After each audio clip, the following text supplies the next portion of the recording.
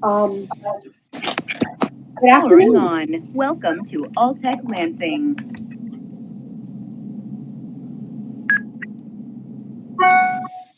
Good afternoon and welcome. I'm Jane Vossler, and I'd like to welcome you on behalf of the Community Senior Center.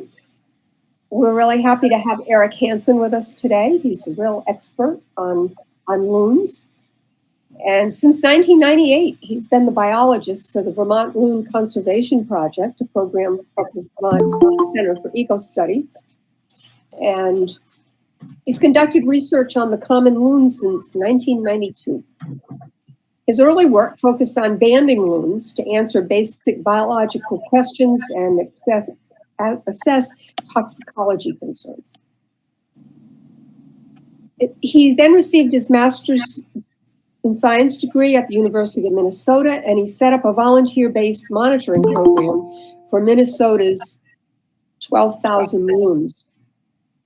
His loon work in Vermont has focused on management around loon nest sites and education of lake users. He also teaches various ecology courses at Sterling College and for the Rhodes Scholar program.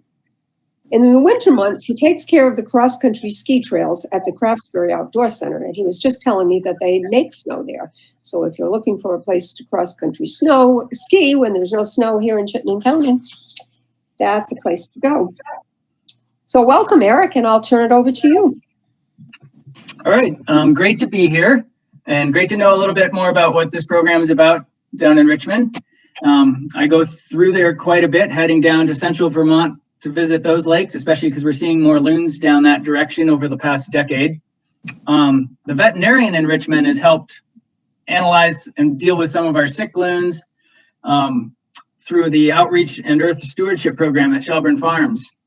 He's off Dan Hammett, I think. Testing my memory there. He hasn't worked with us for a few years just because of COVID and just busyness, but anyway, it's great to have resources like that out there, and Richmond's on the map for that. And then also going to Lake Iroquois. We've had a pair there now for 7, 8, 9 years. They failed for 3 years in a row, several times, trying to nest on the island, tried nesting on the north end, but either flooding or predators got them. So we put our nesting raft out, and I'll go through that in this program.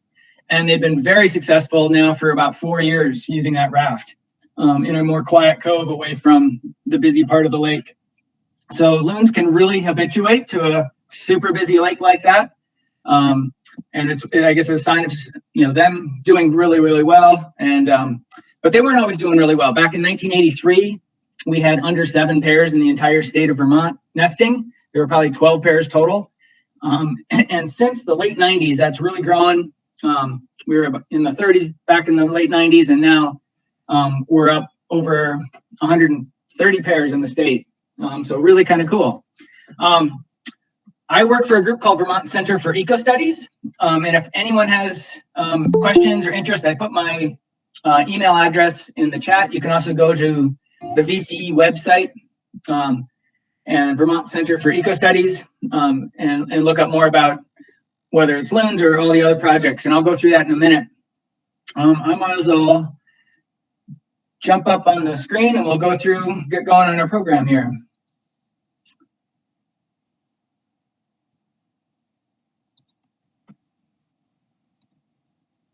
Okay.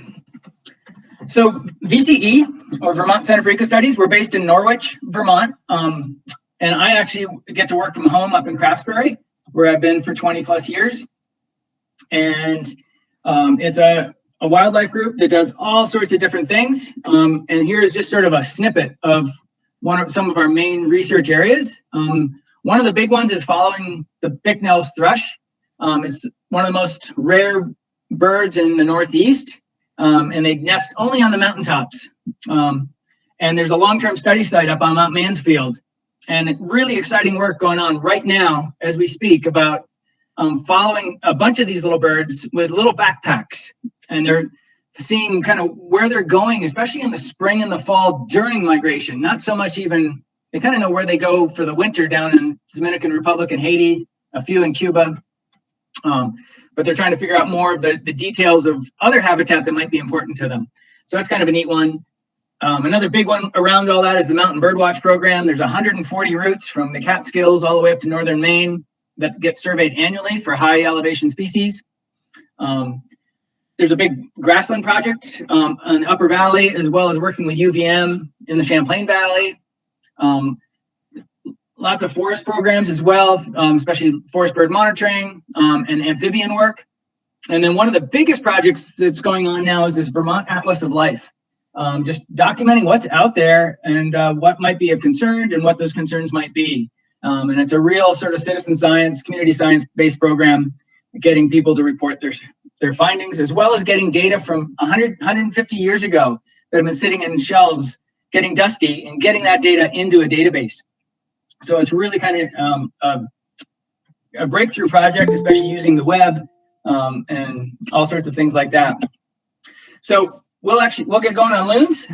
Most of you have probably seen them out there on our lakes, but again, not that many years ago, it was hard to find them. They're an amazing bird as far as visibility and being able to watch them pretty much every daylight hour and not disturb them. I throw this title in because there's just so many fascinating aspects of their life. We're going to go through territorial takeovers. Sibling rivalry is when two chicks might go at it. I'm not really going to get into the mercury, but they're a great species for looking and following long-term mercury trends. One of the toxins that does affect loons and cause them to actually be lazy and be less productive because of it. Most of that mercury is from coal. Satellite tracking, we'll go through some of the migration things that we've learned about where they go from different parts of North America. So you hear that call at the end of the lake. I'll go through the calls in a little bit. It's just a kind of a magical sound. A lot of behaviors are really obvious. Things like courtship, pairs together, looking around for a nest site, taking care of the chicks. But then you get some behaviors that may not be quite so obvious. Okay. All right, so we got these two birds in the upper left with their bills down. That's kind of a different position. It could be courtship. The pair kind of getting to know each other and making little cooing sounds to each other. It's really amazing to see. But it could also be aggression, where you might have two birds having a discussion. And most of the time, when you have an intruder loon or a territorial dispute, it never goes beyond this. They'll just kind of work it out through these visual displays, like the bills down and making some sounds. And the other bird will eventually leave. But occasionally it can escalate. We'll probably touch on that in a little bit. You have a bird on the right that's right next to these people and totally unconcerned with the folks at the dock. And my guess is that loon is avoiding some other loons out on the main lake.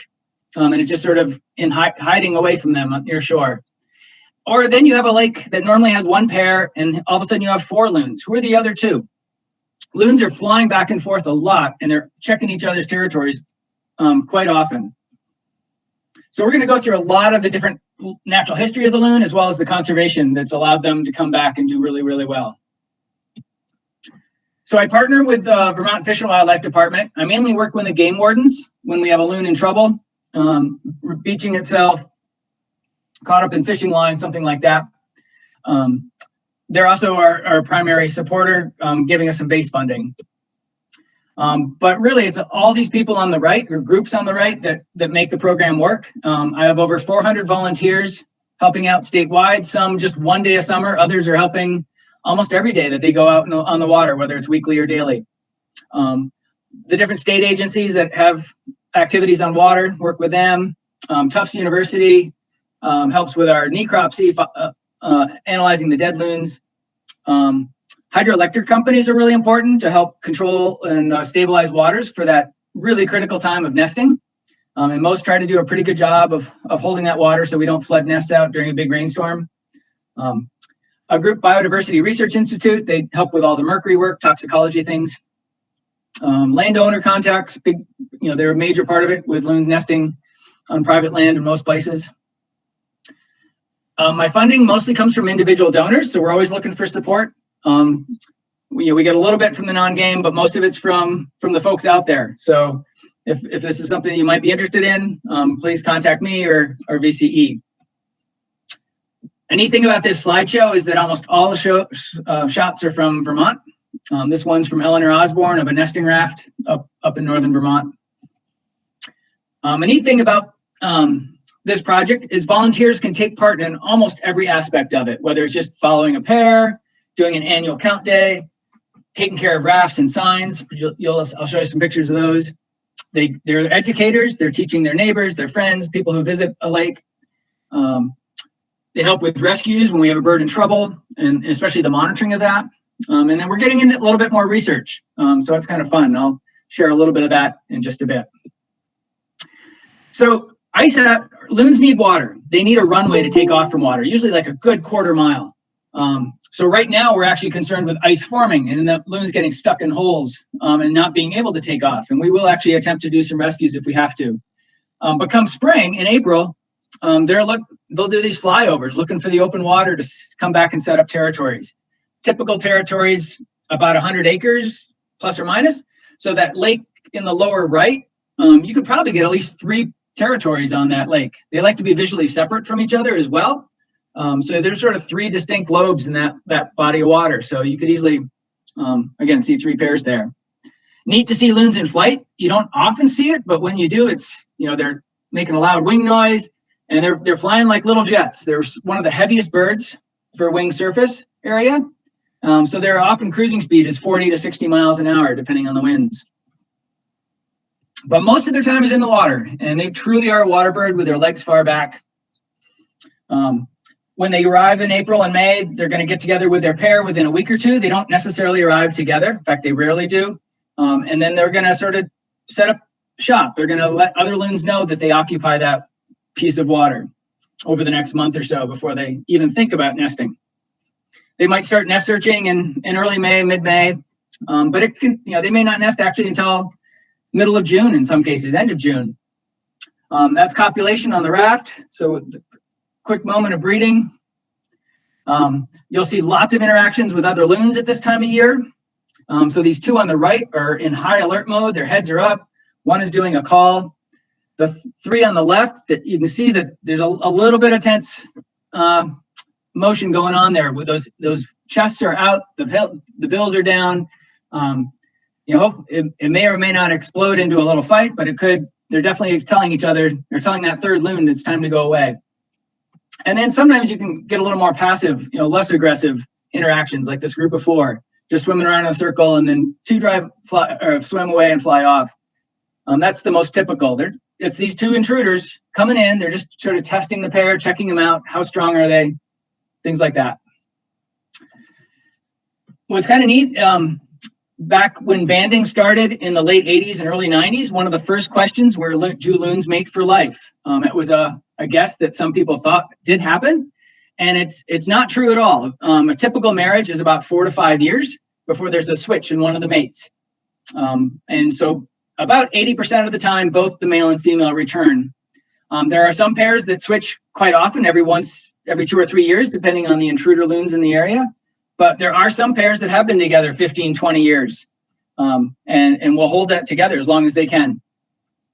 What happens to the missing partner when one does move off? Well, mortality rates are in that 5 to 8% annual rate. They might move to a different lake. We don't know why. Or the more interesting one is this eviction, the territory takeover, where one bird might challenge another.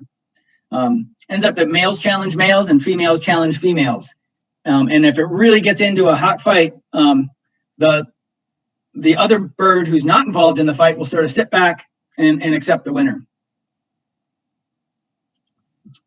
So finding a spot in a territory, one is just occupying or going to an unoccupied part of a lake or an unoccupied lake. Another is this passive replacement where the breeder has moved on, whether it's died or just moved. And then about a third of the time, it's this eviction. And here's the SAT word, usurpation. Nesting usually starts mid-May all the way until late June with a peak in early June. About a month of incubation with the male and female both incubating the eggs, I would say 3, 4, 5 hours at a time, and then they switch places. They can nest early at 3, but they usually come back to the area. They usually spend the first 2 or 3 years on the ocean as young birds, and then they'll come back to the area at 3, 4, and 5 years of age, and then kind of scope around looking for possible nest sites over the next 2, 3, 4 years before they actually find one. So it's a long time before they actually get to have an egg or lay an egg and pair up. When they do finally find a spot, they like to nest on islands to avoid predators. This is up on Green River Reservoir. And they often usually choose a different spot on this island every year, but it's almost always on this island, which is kind of remarkable. They will nest in marshes. That's their second choice. And they often have to build up the nest bowl in this case. So this nest on Curtis Pond, they really built that up. That's a really, he took all the vegetation from the area and just threw it into a mound. But they will nest on shorelines, especially if it's a little peninsula that's sticking out from shore, like the one on the lower right. We'll help them out with these artificial nesting rafts made of cedar logs, and they're anchored with cables and cement blocks, mainly in places where we know there's consistent flooding, especially reservoirs. And more recently, just mainly because of lack of habitat, and the loons are trying to nest, but failing often. Then we might consider a raft. Or if there's just a lot of human activity in a spot that might normally be successful, we may consider a raft to reduce conflict between the shoreline activity and the nesting. We don't usually put it out because of predation anymore, but we used to, mainly because the loons are doing really well, and it's okay to have some failed natural nests. In fact, I like to promote natural nesting as much as possible. So here's some rafts. We'll vegetate it, and they'll use whatever we put on that raft to build a nest bowl. I like to add a lot of shrubs for visual cover. More prevalent in that photo on the right. That's from Norton Pond, up north of Island Pond. And you can actually see one of our nest warning signs in the background of there. That white object is a floating sign trying to ask boaters not to get too close to the nest. They lay 1 or 2 eggs, is all. And that's one reason why they kind of got in trouble 40, 50, 60 years ago.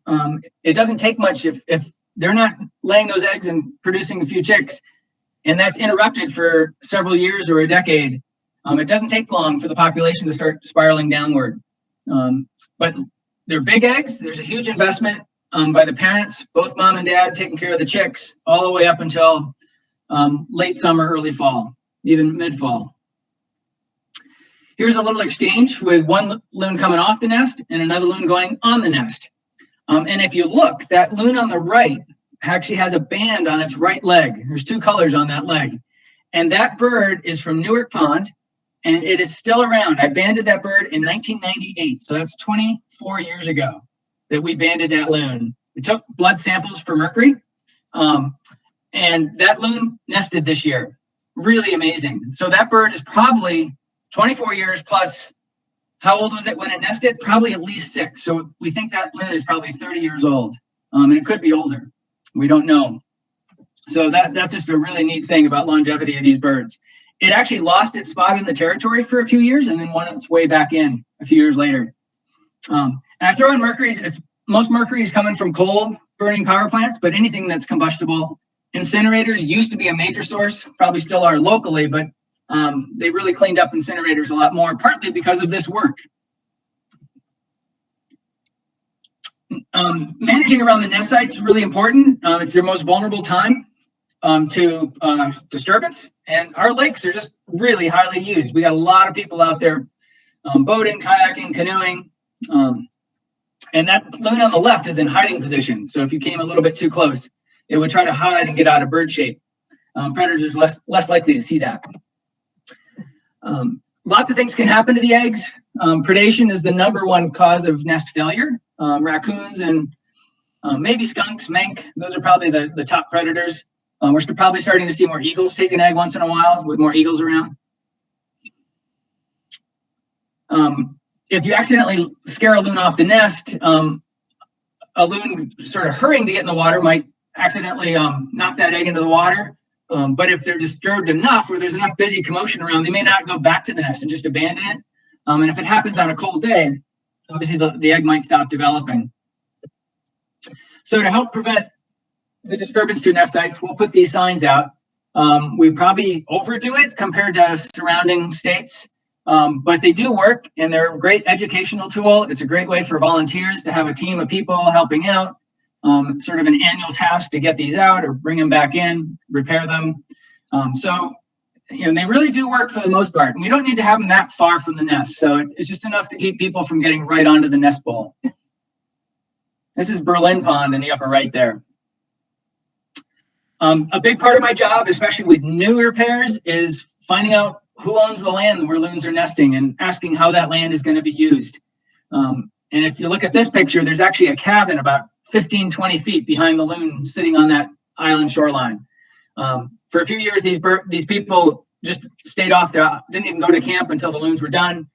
But maybe 10, 15 years ago, the loons found a better spot on the lake, and that they've been using that ever since. So this one hasn't been an issue as much. I try to get people, especially when I'm talking to lake associations, to really think about, they love their loons, but then they have lawns going right down to the shoreline, where runoff and phosphorus and lack of habitat for other critters and lack of habitat in the water for all the base of the food web of that lake are dependent on. And so to leave shrubs, leave trees in the water, those are all really important things for the health of our lakes. And so trying to get people to connect that, taking care of your lake is really important for that loon. It's not just a recreation spot for us. Okay. So those chicks will hatch. First chicks coming out will be mid-June usually. They're little fluff balls, like little bobbers, but they're swimming within hours of hatching. If there's 2 eggs, they might hatch within 24 to 36 hours of each other. And then off they go. They leave the nest. And then we don't have to worry about the nest site anymore. They don't return to it. At least rarely do they return to it. A lot of back riding at this time, feeding of small fish and insects. But it's also the most vulnerable time for those little guys, between weather and predators. A lot of things can go wrong. And so it's where we lose most of the chicks. But survivorship overall is still amazing at around 70 to 75% for the entire summer, over the entire summer. That's how many make it. Survivorship of other birds is much, much lower than that 75% number. As they grow older, they go through a partial molt where they grow into the gray feathers. Their feet are really growing tremendously. Look at the foot on that one in the upper right doing what we call a foot waggle. That foot is almost adult size, even though the bird is less than half the size of that adult. It's where their energy goes at the beginning, is they need to learn to eat and fish. They also need to be able to get away from other loons when there's an intruder that comes in. So really important that they can swim well. And then the chicks will become a little more independent toward August and September. They'll start growing into a more scalloped feather, smooth feather, which are their flight feathers. They'll learn to practice to fly. Throughout the entire year, one of the biggest threats to loons is lead fishing gear. That's still our number one cause of mortality overall over the past 4 decades. Fishing line is going to be a continued issue. Loons learn to take live bait. Loons will take the fish that got away. Some of these we can save, some of them we can't. I was able to snip the line off this one on the right. In fact, that's my first rescue from back in 1998 on Joe's Pond. We were able to snip all that free, and that bird survived. We ask people to report any dead loons that they find, because this is really important to figure out what the threats are. That's myself on the left and my coworker Eloise on the right doing some bill measurements. And for this bird, it was pretty obvious. There's fishing line around. There was actually a sinker in there. We still have yet to test that sinker, whether it was lead-based or not. But if you find a dead loon and you don't actually do a necropsy or get the x-rays, you may never know that lead may have been an issue if it was ingested. The other 2 big causes, or major one cause, is aspergillosis, a fungal disease, and it tends to affect stressed loons. So if they're getting chased around, or maybe they got hurt in a fight, or it was weak from wintering grounds and just got here to the summer and just wasn't full strength, that's when the fungal disease might take off. It's always out there, just it's a weakened loon that it's going to take off more. And we've seen more and more of it for the past decade compared to the previous 20 years. So it's something we're monitoring. There's a graduate student at the University of Connecticut right now trying to look at some of the sources of the aspergillosis. So we were testing nest bowls all summer to see if it's in and around there. Is it in the waters? There's also different kinds of fungal disease. There's variation. So it's kind of like all the different variations of COVID, of what's happening and where is it happening. So it's an ongoing research project. that we're trying to figure out. We've had a few cases in the last decade show up with malaria. We used to never see loons with malaria. So is this a climate change issue? Is it something else? So there's a UVM professor, Ellen Martinson, her lab is doing lots of work on malaria, not just with loons, but with other species. So very active in trying to figure out where the malaria is. It's often out there in the birds, but it doesn't affect them, it doesn't hurt them. And we're finding that in loons as well. There's certain species of malaria that don't hurt the loons, but there's a certain one or two that they call the killer malaria. And if those take off, then that can be a dead bird. So we're doing lots of sampling, especially the blood samples, to figure out what's going on there. So it's neat to get involved in this type of research. And it takes funds to make this happen. We also work with UNH Veterinary Diagnostic Lab. I think I said that right. We'll often send our complicated cases there because they are just so thorough in testing for all sorts of potential complications.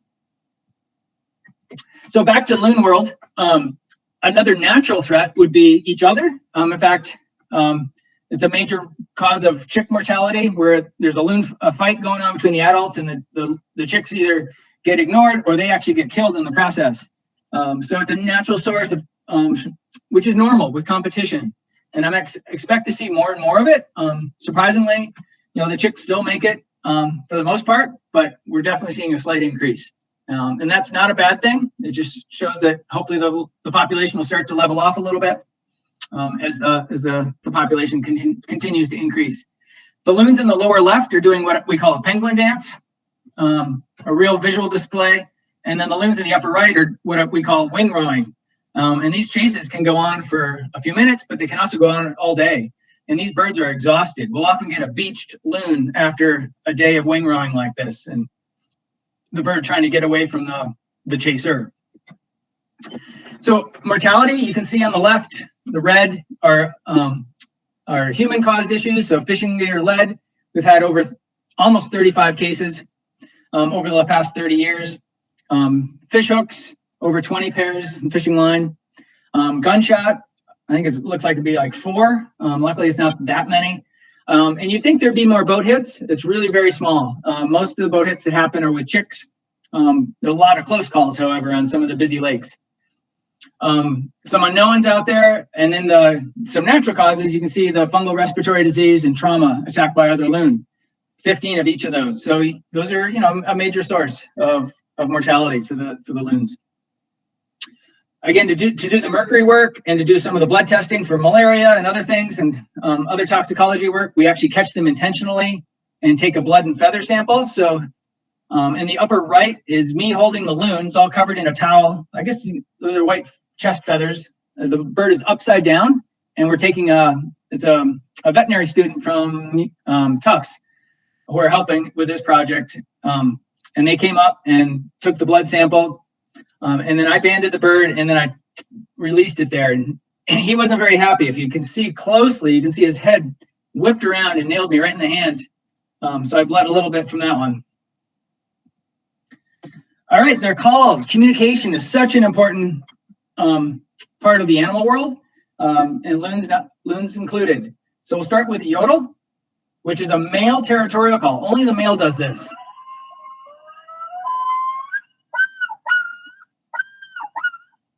Big crescendo, and then these repeat syllables.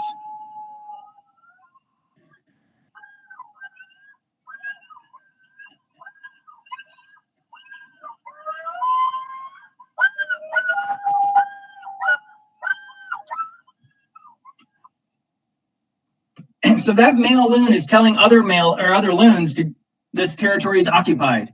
And depending on the response, that loon those intruder loons are more likely to go away. They don't want to deal with an upset loon because they can be tough to each other.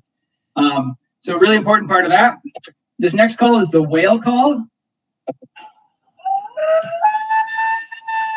WAIL.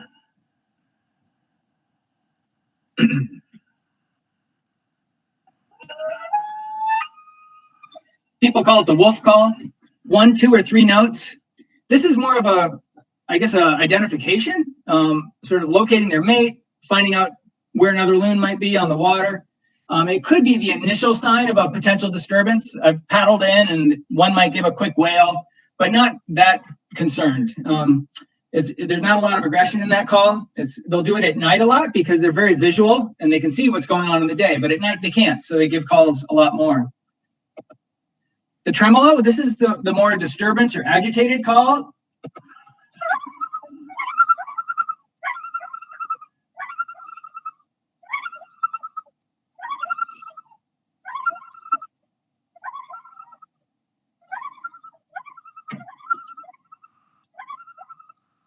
That'll be, again, aimed at other loons especially, but it could be if an eagle flies overhead, they'll just start going crazy with that call. And they're essentially telling all the other loons and themselves that, hey, heads up, something's going on. They'll also do it at night when they hear anything or sense something that isn't quite right. And they'll just give a tremolo. And what's interesting is that it's like a bunch of kids. You get one going and all of a sudden they're all going. And it really can be this crazy calling at 2 a.m., waking everybody up on the lake. And then here's a more quiet call amongst themselves, if it's a pair together or with a chick.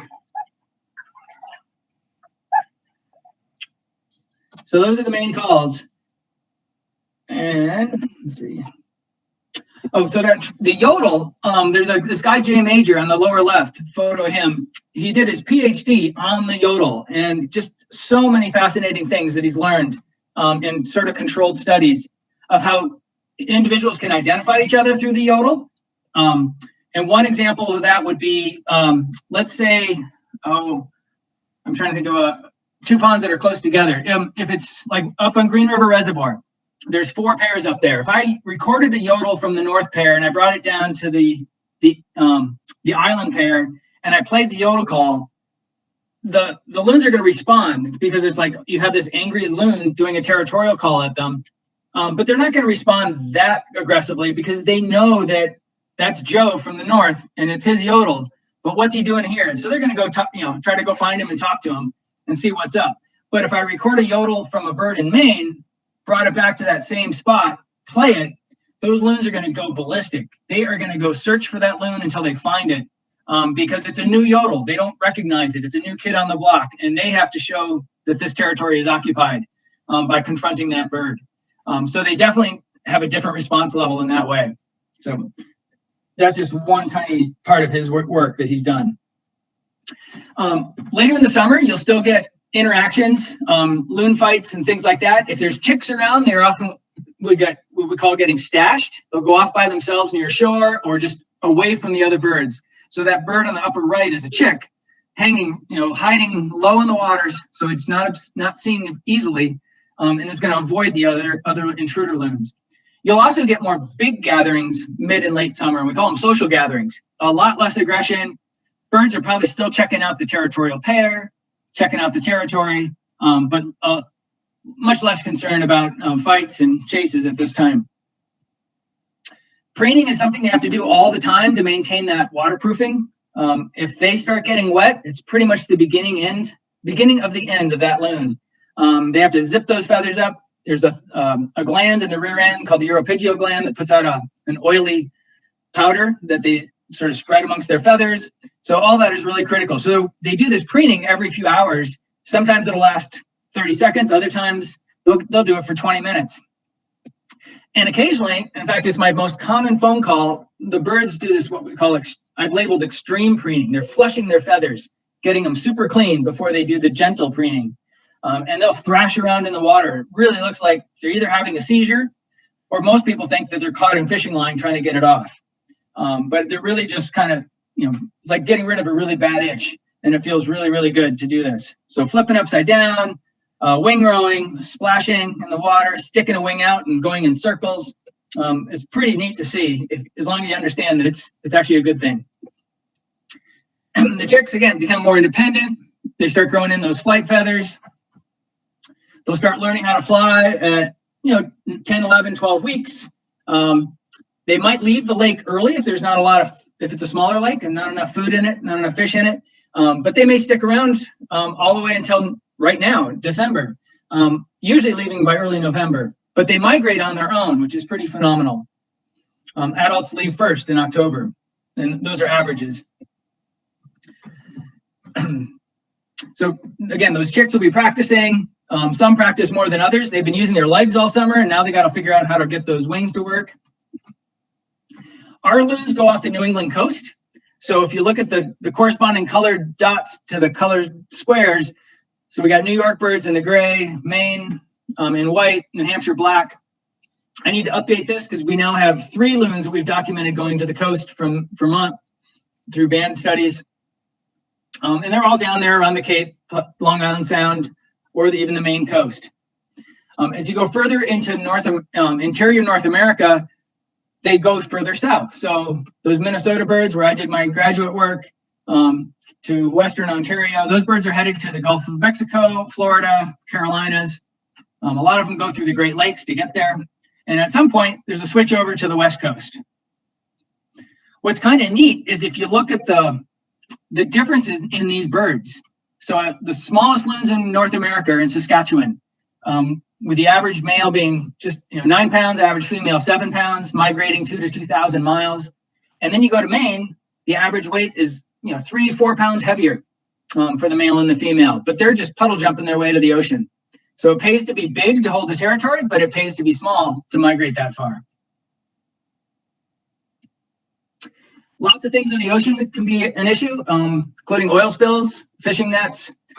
We actually just received a fairly big grant to help mitigate or bring back loons and promote nesting of loons from an oil spill from 2003, the Buzzards Bay. So helping us revamp our raft program and the nesting signs, lots more education programs. Some of the research we're doing is all because of this grant that the oil company's having to spend.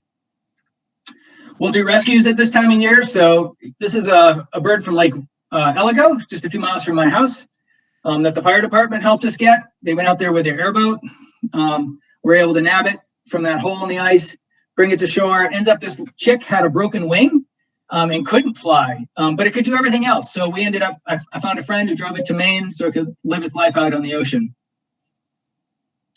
This was last October on Lake St. Catherine. Got caught up in a big lure. Look at it's on the left picture lower, the yellow. Both webbed feet were totally caught up in the lure. It couldn't swim with its feet independently. It was having to do a butterfly stroke, like when we're swimming, with both feet swimming or pushing the water together. Lots of tissue damage. I brought this to a group in Maine, who is the only group in New England to really deal with live birds well, live loons well. They have worked with a vet who knew how to do surgery on webbed feet. And it ends up that bird could swim pretty well, even though it had half the webbing that it normally would. And they released that a few weeks later in the ocean after about 3 to 4 weeks swimming around in these pools that they had. So here's the bird in the pool, upper left. They released the bird. The bird reared back at the releaser, Diane. But then once it got out there, gave a good wing flap, zipped those feathers up, and swam off. We put a band on that bird in case it shows up somewhere else. But nice that we could do this. And people always ask, is it worth it? To all the hours and driving from Lake St. Catherine all the way to Maine and then the Maine coast for this bird. And, it probably doesn't matter so much as a population level. But if you actually look at our records, it does make a difference. But it mattered for that loon, and it mattered for the 15 people that touched this loon before it went back to the water. And then it mattered to another 1,500 people who read the story. So it was a pretty neat thing to share. So some of the rescues, I need to update this, but you can see where a lot of them they're stuck in the ice, 14. Road crashes are actually the most common, 24. They're exhausted, they're tired, they can't find water, and they end up landing on pavement that looks like water. Monofilament entanglement, that takes the most amount of time to deal with those cases. Not a lot of them, but a huge investment to try to help those birds. Sometimes they land on a small farm pond and just can't get off, so we try to get them from there. So how can we help? And what have we been doing to help them? I coined this phrase a long time ago. Loon habitat and human recreational habitat on lakes almost entirely overlap. They nest where we like to be. They nest on islands where we like to have a picnic, to go for a swim, where we build a camp. Marsh nests can be set back a little bit, but they're at the edge of the marsh. They're not back deep in the marsh. So even those get visited by boaters and kayakers. So avoid nesting areas, watch from a distance, use non-lead, reel in if the loons are right nearby. and it's really made a difference. So here's where the birds were nesting back in 1983. The nearest one probably would have been, to you folks, would have been Green River Reservoir or Thurman Dix Reservoir over in Barrie. It was a dam over there that has the water supply for Barrie. It's been a very successful spot. We had under 30 birds counted statewide that year. But here's where the breeding numbers have gone since then. So slowly increased up into the mid 90s, and now it's just a steady increase ever since. So 105 nests this year. Last year it was 109. And then in our count, actually I've not tallied the annual count yet. I'm still working on that, but about 350 adult loons out there based on last year's results. Should be similar this year. And here's where the loons are found. And really neat to see that growth in central Vermont. We're seeing the most recent growth over in way over in western Vermont. So let's see, Lake Hortonia had a nest this year for the first time. Glen Lake, not too far away. Seeing activity on Lake St. Catherine, consistent a twosome this year. Really, really neat to see. So it's been an amazing success story, and it's really thanks to the people out there, lakeshore owners, paddlers, people helping our project out financially. You don't often get this level of success. So we're just thankful for all the support we've had. All right, I will exit out of this and we can have some question and answers.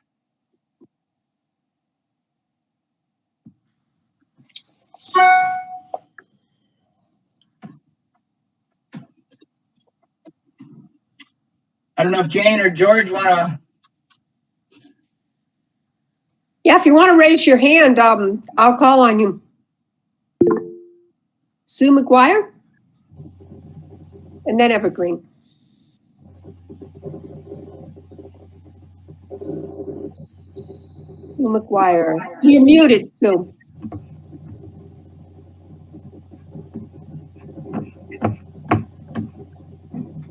Sue, you're muted.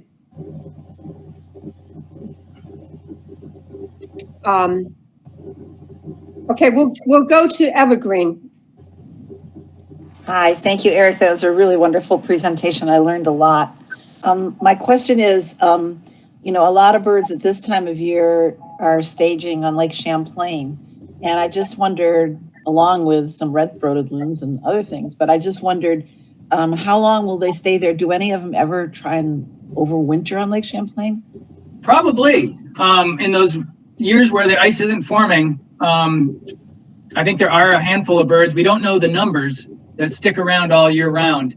And hopefully they get in a spot of the lake that doesn't freeze, if that happens. A lot of them might stay there, though, for a few weeks before they continue on down, probably maybe following the Hudson, maybe cutting across Connecticut and down, hard to say, or cutting it over to the coast. We've had birds from the Adirondacks from that satellite work show up on the, right down near the Cape in Massachusetts.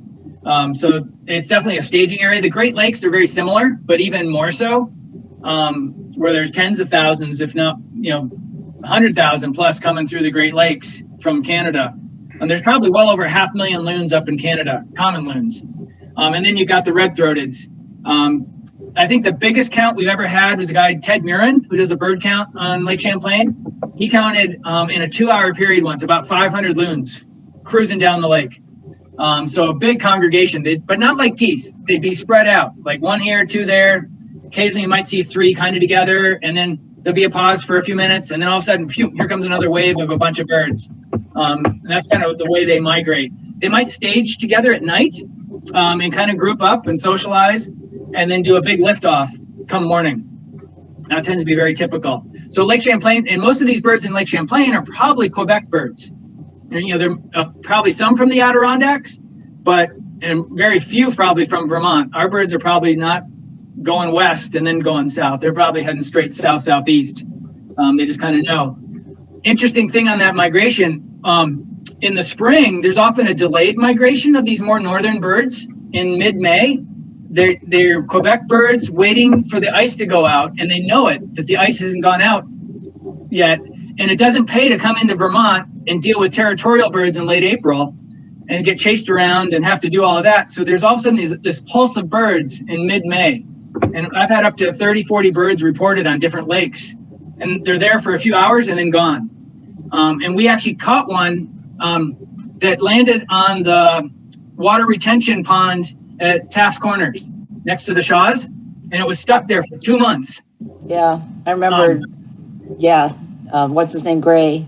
No, that's not what I'm trying to say. Not Gray. Never mind.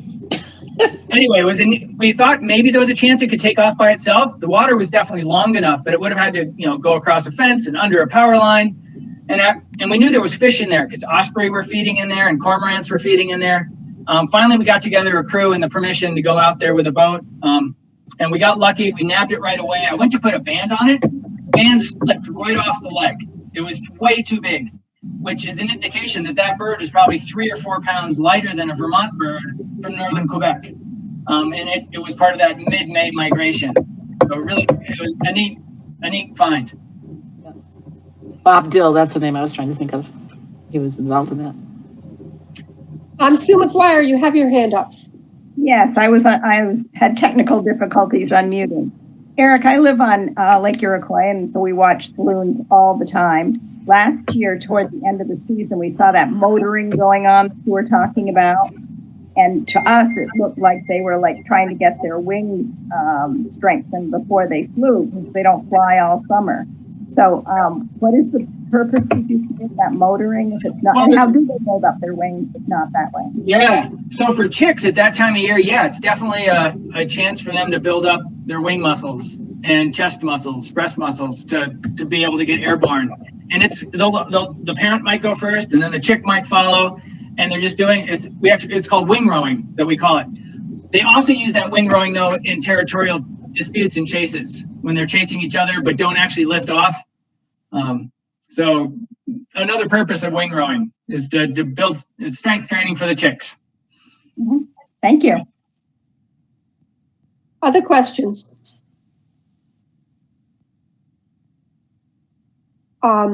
Rick? You're muted. Yes, I came in late. I'm just wondering if there's some place where I can see the whole thing. Yes, it'll be recorded and it will be on the Community Senior Center of Richmond and Huntington and Bolton's YouTube site. Well, since I'm in Buffalo, it might be difficult. I'm trying to copy the info, and if that works, then I can get in touch with you. But I'm my loons are in Algonquin Park in Canada, so but I'm interested in all kinds of loons. So enjoyed it. Rick, it sounds like you should be able to get this from their YouTube channel and just see the recording. I also, on our VCE site, if you email me, I could get the link. I did one for VCE 2 years ago, COVID, and also through the Green Mountain Club. And, slightly different presentations, one more in behavior, one more in conservation. So that's another way to see a program. So you could just email me, which I put my email at the beginning of the chat. Okay, where's the chat? There's a lower right box. Savvy. Yeah, there's a little lower right box next to where you have a bunch of people. It says 27 are currently tuned in. Right next to that, if you hit that button, is the chat room. So, oh, chat with everyone. I listed my email at the beginning of that. Okay, I'll see if I can copy that down someplace and get back to you. Thank you. Kathy Court, you have a question? Not really. Just wanted to thank Eric for a wonderful program. Very informative. You're welcome. Whoops, what happened? Lonnie, do you have your hand up? You're muted. Lonnie, you're muted. At the bottom of all the pictures, you'll see a microphone. There you go. I live in Underhill, and on a road called Upper English Settlement Road, there's a pond. I've lived here for 25 years. And of those 25 years, most of the years, I believe, that a pair of loons have nested there. Is that really possible? It's a small pond, and I purposely don't allow my dogs to swim there at that time. We've known them to land on some of these small ponds, and but to actually pair up and nest is pretty rare on anything under 20 acres. That did happen on a 10 or 15 acre one in down near Shrewsbury this summer, and we were wondering if that chick was going to be able to get airborne because it was just covered with lily pads, but it did. That was pretty rare. We've had other ones though that do get stuck in and they're just not getting off. I would just look up, especially the spring, look up the common merganser to see if any chance that there could be common mergansers, because the male is black and white. The female would be a slightly different color though. That would be the giveaway. That's probably the most confusing species for people who don't know their birds super well. So check on that. That would be probably more realistic. We did actually have a red-throated crash land about 20 years ago on a road up in Underhill. I don't remember where it was. And we couldn't get off. It was too surrounded by trees. Oh. And we spent an hour or two chasing this loon around in the daytime. And every time we got near it, dove. So we waited for darkness and I put our spotlight on it. That's how we normally catch a loon, is at night with spotlights. They can't see the boat as well. We caught that red-throated within 5 minutes. We're able to get within 10 feet. I got my big 8-foot handle dip net in there. Really cool. I'd never handled a red-throated before. And then we were able to release it on some bigger waters. We had another red-throated coming through migration. Now they nest way up like northern Hudson's Bay on either side of Hudson's Bay, and they'll come through here in migration. We had one crash on a road a few years ago, right around Thanksgiving. I released that one on the Connecticut River, which would stay open longer. But then I went to visit my brother down near Plum Island in Massachusetts there. And it must have been every quarter mile there was a red-throated loon out in the water. I mean, literally hundreds of them. So I was like, wow, they are around, even though it's not something we know of very well. Well, thank you.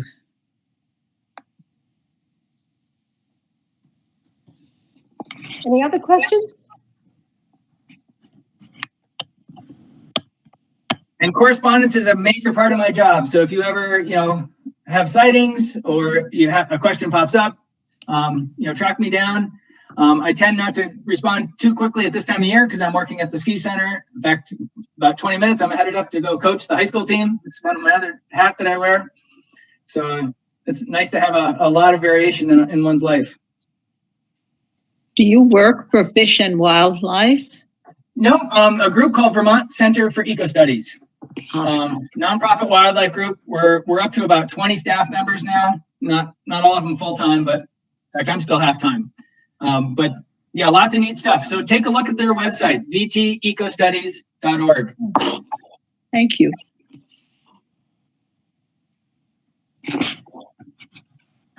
Okay. Thank you so much, Eric. We really appreciate your coming and giving such a great presentation. Very interesting and informative.